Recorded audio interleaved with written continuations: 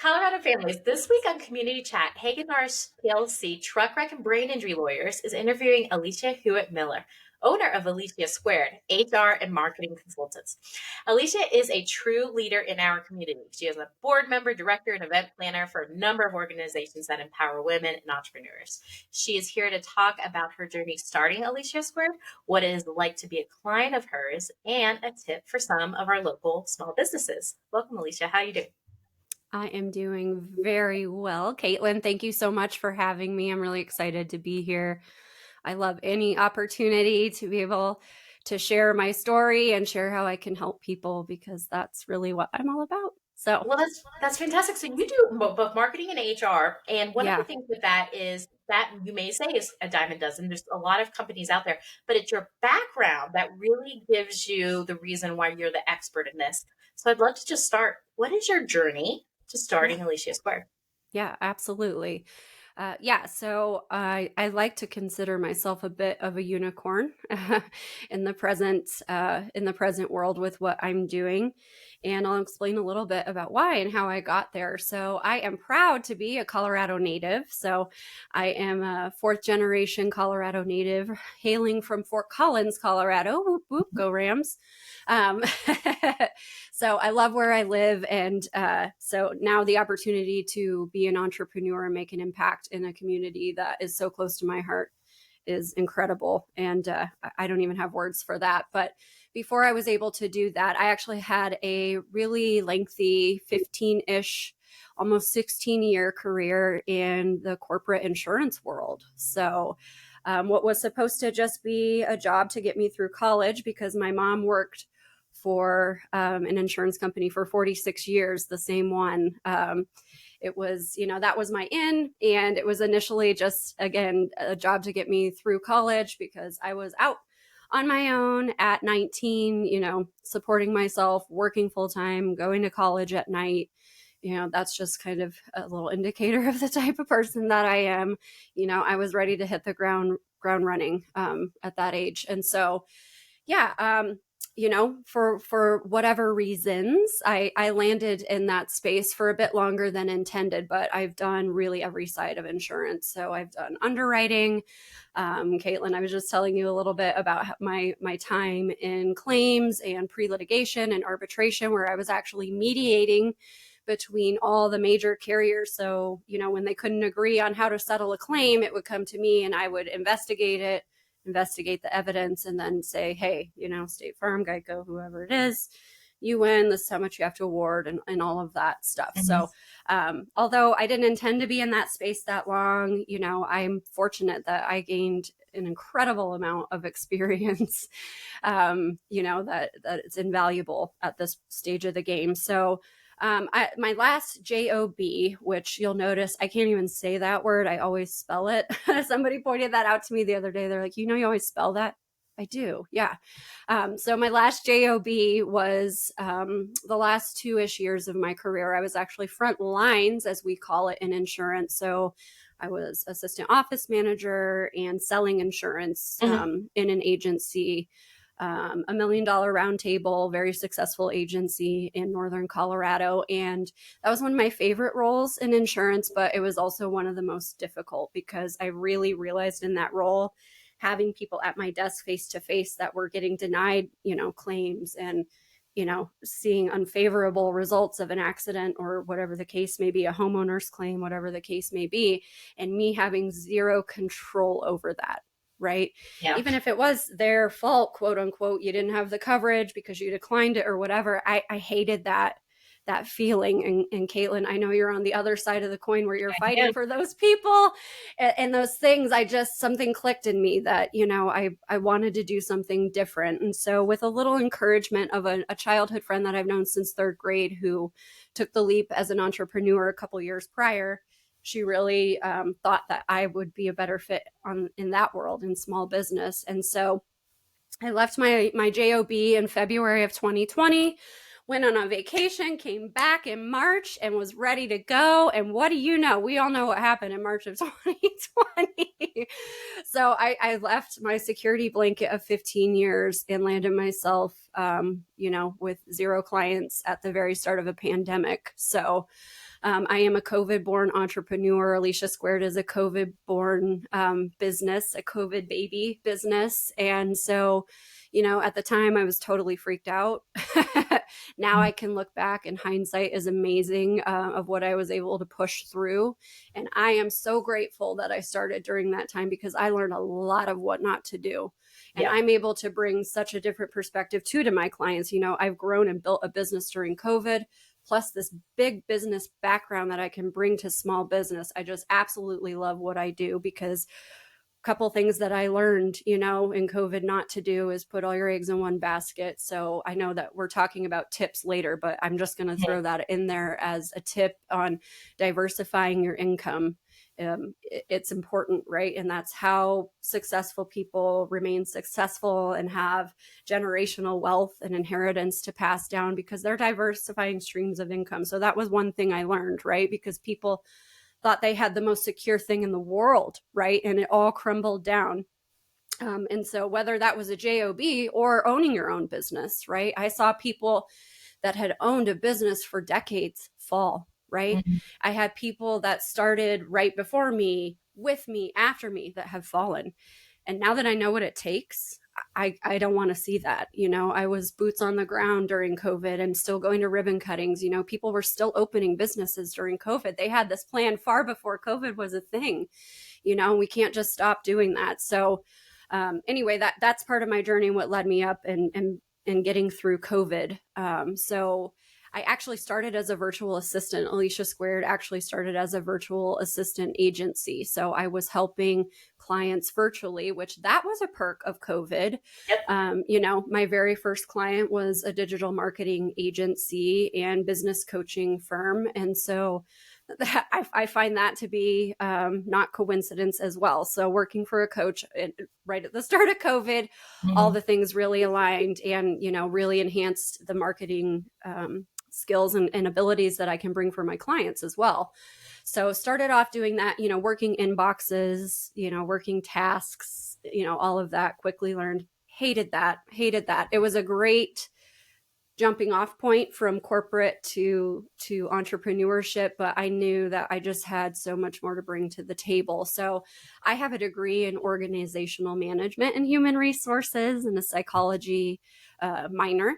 And when I was in corporate America, besides my main title, I was always a trainer, a team lead. I was always on the process and improvement committees, depending on the role. I was helping hire, sitting in on interviews, asking my opinion.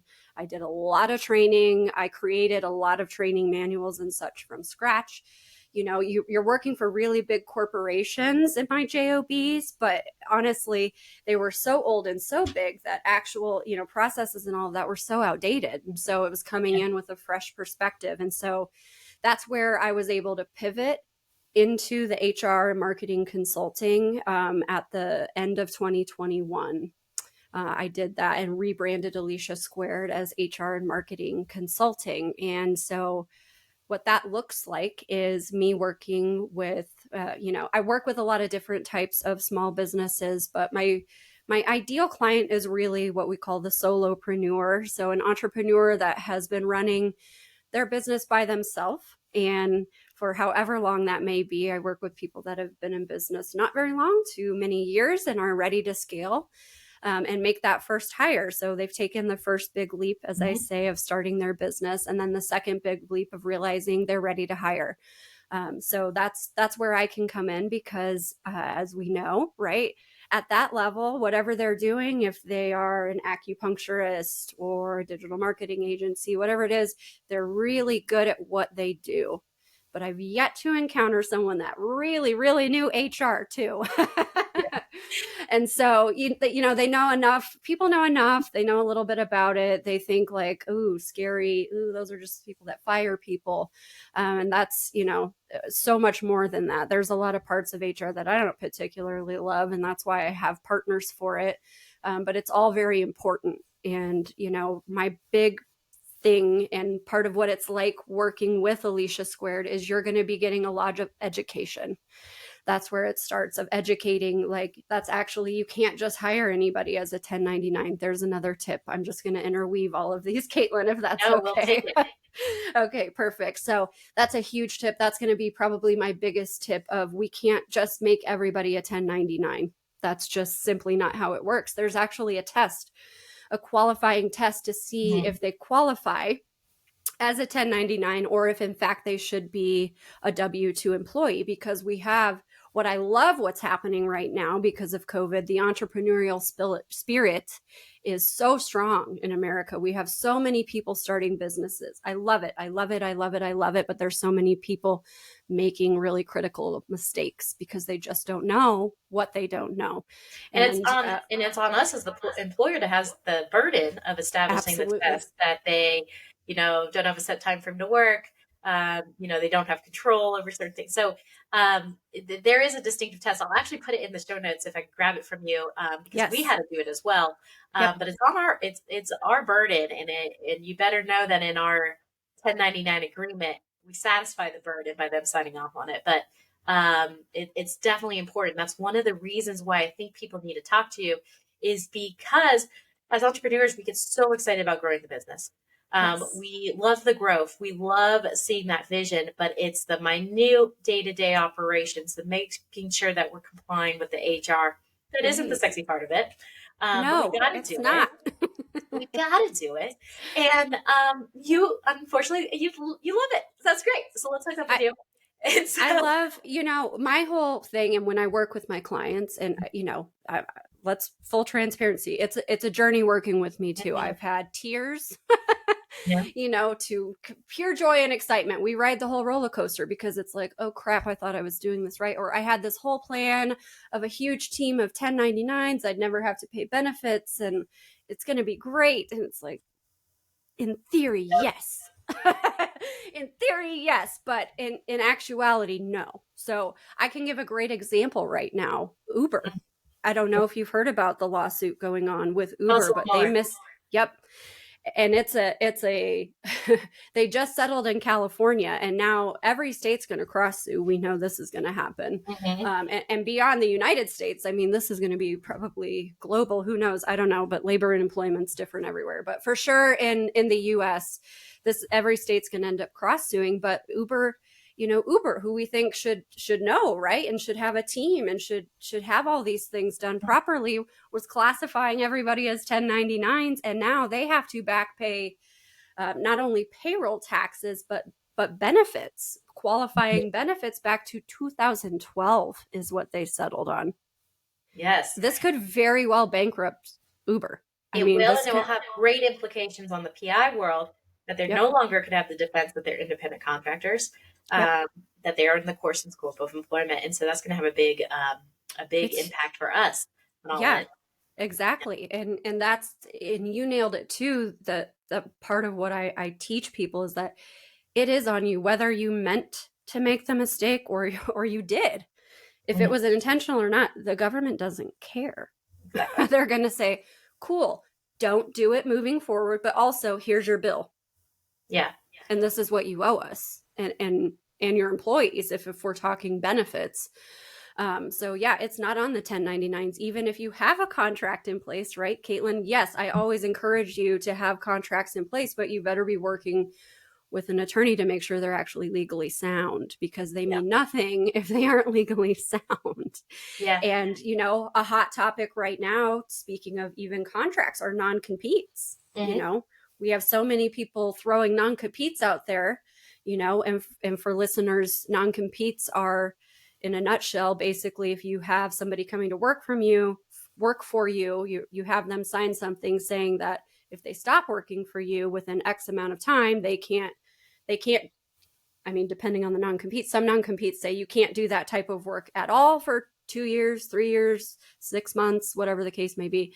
You can't market, these types of services, and that's great. People are throwing them out there and having them sign them, but they're about to be null and void. Really, that's kind of the goal of what Congress is trying to push, is eliminating them altogether, because they know it's not realistic. So we need to be switching and thinking more, about confidentiality agreements, and at least just not agreeing to poach our clients if you're going to move on. But we can't stop you from doing that type of work. So it's all these things, like that employers they just don't know, right? They're not sitting there reading case law in their downtime. Yeah. No one I've met yet. Maybe you, but yes, we can think about everything. Yes, I love reading statutes to get me to sleep. So what I think was great with you starting this as consulting is kind of, it's scary for the solopreneur or the small business owner to hook up with another vendor. Oh, another vendor is approaching me and getting involved with them. But you come in kind of a la carte style, and you can kind of join the firm or the business in a sense of really auditing. We were just chatting how kind of you can go anywhere from assisting with that first employee, making everything squared away, to like we can even look at org charts, training, ongoing training with our employees to make sure that they are satisfied and we're keeping retention rates up. So it really seems that like you can grow with the firm, and as we grow and need more services, you're kind of there to adapt. And most other vendors or big businesses may not have that flexibility. It's one or none, and we as the solopreneur may not fit into the model that they've created for us. Exactly. Yeah, I love what I do for so many reasons, but really because I've designed a way to come in and meet people where they're at, and that ability to meet them where they're at, align with them, and just be there. Like if my clients aren't succeeding, I'm not succeeding. So, if the better they're doing, the better I'm doing, and I can follow them on that journey in as much or as little capacity as they need. I have some clients that needed me for every single thing the first time we met, and now they're like, because we've set solid templates, and they have solid job descriptions, they have these templates, and that's I don't know that I've actually touched on how I help, but yeah, I can come in and help write employee handbooks and write job descriptions and actually job applications. Yes, you can throw them out on Indeed, and that's part of the hiring process, but what other things are not being captured in that you want to come into an application, or maybe as the secondary part of the application? Or, as I like to say, if top talent's really paying attention, you're asking them to apply on Indeed, and then separately you're weeding out people right away. So these are all just little things that I help teach do, making sure that we're moving into a digital space. I know people still love their paper, but let's make sure these are all digital, and getting them to sign things digitally, and all of that. So that's a big thing too, is teaching people how to bring automation in with people, and really make sure that whatever we have our people doing in our business is, important and great. We can automate a lot of stuff. So what are our people doing? That's great. Yeah. So and you also do marketing with yours, and we're going to have you on separately just to talk about the marketing branding that you could help with. But one of the things tying into what we're talking about right now, the HR services, is a lot of us are having difficulty at getting top talent. And you actually could put on some events potentially. I know we were talking about potentially an event where maybe potential law students come, or people in the legal community can come and learn maybe more about the firm or something. But you put on events to attract talent as well. Is that correct? Yes. Yeah.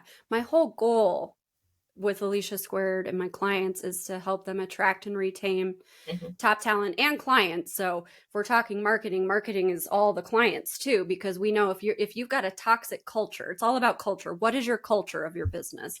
And the culture starts even when it's just you starting your business, but you need to be clear on these things before you bring somebody else in. They've got to know your vision. They've got to know your culture, what you stand for, what is your plan, and all of that. And that's another big tip. Throwing in another tip is that we know that most people, when they hire, they needed somebody yesterday, right? And then they scramble, and they put a mirror under your nose, and if you're breathing, cool, you're hired. You're breathing human. You've got somewhat of a brain. Let's go. And we know odds are the chances of that sticking and going well and being a positive experience for anyone involved is much slimmer than if we're really prepared, right? And Caitlin, this was a little bit of what we were talking about offline as well. We all have probably had that experience of starting a job where we knew they weren't ready for us, right? Like, yes, I again, had that experience. yeah, they were ready for you yesterday in that sense, but they weren't ready for you with a plan of, onboarding. That's a whole other thing. What's your onboarding plan that I talk about with my clients? Even if you aren't paying benefits and all of that, it's more than that. What's beyond the first day, right? And what is their actual plan? Are they stepping into a mess, or have you prepared them to come in and help you grow? Because if you throw somebody into a mess, especially top talent in this present time, they will walk away. We are talking about a different generation of workers. I told you offline as well, my mom worked for the same company for 45 years. That ain't going to happen anymore. That loyalty and that mindset of this up and coming generation is not that. They want an equal playing field, basically, when it comes to labor and employment. I'll give for you, but what are you going to give for me? Right. And we can't just think of that as a negative thing. We've all been there. We've all, I wasn't always my own boss. What kinds of things were important to you? You have to remember that when you're hiring, because we live, I already touched on it. The entrepreneurial spirit is strong. So people will either, fine, cool, I'm going to go be a cat herder, I decided, and start that business, or I'll just go on to the next person that is going to offer me what I want. People, if you don't give them the culture and the incentives that they want, then there's a dime a dozen of the next, for us, law firm that's going to offer more money, or then another one's going to offer more money, and they could literally in 1 year's time probably get 4 jobs and keep increasing their pay scales, not doing anything. Exactly. And money's just one pillar. What's really important to people now, and this is what I talk about too, because the clients I'm working with too are like, well, I can't afford a full-on benefits package. I can't pay all of this. Well, find out what's important to your people. Survey them. That's one thing I do too. I survey, I help find out what's important. One thing a huge thing that I do, especially in small business, is stipends. Okay. If you have less than 50 employees in the US, you are not required to offer healthcare benefits under the Affordable Care Act, Obamacare. So, that's most of the people that I'm working with are nowhere 50 employees, but how are we still going to attract, even though we don't have to provide it and we can't right now? What can we do? So I'm talking stipends. So a stipend is health and wellness stipend. I've done tuition reimbursement stipends, learning and education and development stipends, which is something for you to consider if you need another certification. Like I'm working with a physical therapist. So this doctor is hiring another doctor who may need additional credentials. So, hey, I'm going to offer to pay 50% or pay this amount towards that so you don't have to. So things like that you can set the dollar amount, you can set the bar to what's comfortable with you, but then you can grow. You can grow with it. So I have a client right now. It's a $50 health and wellness stipend per month. Not huge. But they can use it for whatever they want from month to month. So maybe this month they need a therapy appointment. And maybe next month they need a chiropractic or acupuncture appointment. Or maybe next month they do need to take their kid to the doctor, and that can go towards that, right? And all they have to do is submit you a receipt, and then you run it back via payroll. And that is another tip, people. Run it back via payroll. That is the compliant way to do it. Has to be payroll taxed as a benefit, even at that amount. So I think that's great. I think that tip alone, that we can do stipends that in various different ways, I think that is alone the big takeaway and a reason why they should contact you. Because like I said, your services are a la carte. So it could be even chatting with you about the stipends to everything, deep dive in. Yes, exactly. So I think that's fantastic. We 100% are going to have you on separately to talk about just the marketing, which we are really, you got to come to one of my events. So I'd love to talk about that. Personal experiences of her events and how she's really doing phenomenal things with marketing and branding. Again, it's tied in, I promise people, because it's tied in with her understanding the need to retain employees and customers. So if you think of it that way, that her whole job is to retain employees and customers.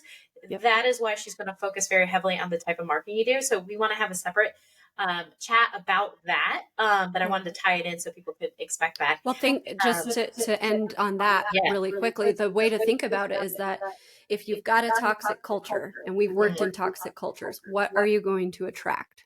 And Yep. who are you going to retain? It's not going to be the top people. So when you're very intentional on your culture, like when we think of culture, we think of Google right away, right? Yeah. Like, oh, we know they have slides and beer fridges and all that stuff because they are very intentional about their culture. And that exudes outwards because their clients know, hey, Google takes care of their people. Yeah. Clients want to work with people that are taking care of their internals overall, right? Overall, that's what people want. So when you're exuding that, it all plays in, and it's all very, very important. So, and I think that's great. I think the big thing that we do at our firm is we always say that the way that you treat your staffers is the way that you're inevitably going to treat your clients. Yep. And so that's really important. Treat everybody like your mother, people. Yes. Yeah. Well, I truly appreciate you, Lisa. We learned so many great tips on the HR front. Like I said, it's totally tied to your marketing and branding that we're going to talk on a separate chat about. But thank you so much. We're going to put all your contact information in the show notes, along with anything that you want to send us that we didn't give to anybody that reaches out. We'll definitely send that 1099 W-2 checklist. Yes, perfect. And so if they want to reach out to you just right now, what is your contact information? How should they reach you? Yes, absolutely. So definitely follow me on social media, on Instagram or Facebook at Alicia Squared LLC. And then if you want to hit me up via email, that's a great way to get a hold of me as well. So it's going to be Alicia, ALICIA at aliciasquaredllc.com. Perfect. Well, thank you, Alicia, for everything. Thank you.